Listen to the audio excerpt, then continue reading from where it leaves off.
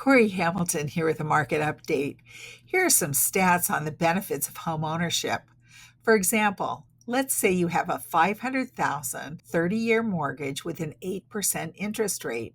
Your monthly payment would be approximately $3,700 a month. Making one extra payment of $3,700 a year would cut your mortgage by 7 years and save you up to $220,000 in interest.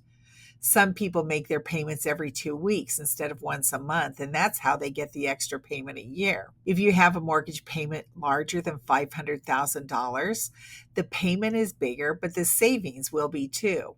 This is just one way you can create more equity in your home. Another interesting fact is that owning a home is a hedge against inflation.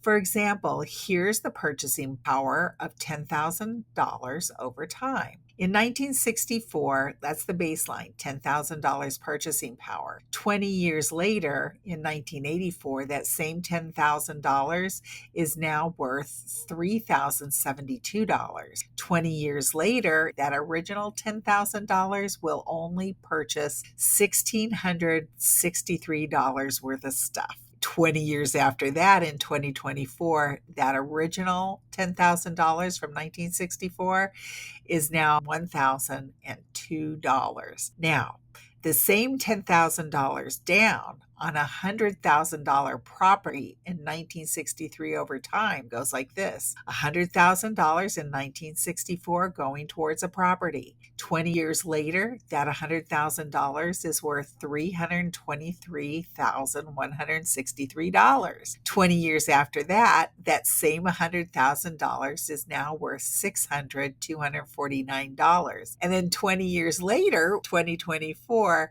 that $100,000 is $1,029,289.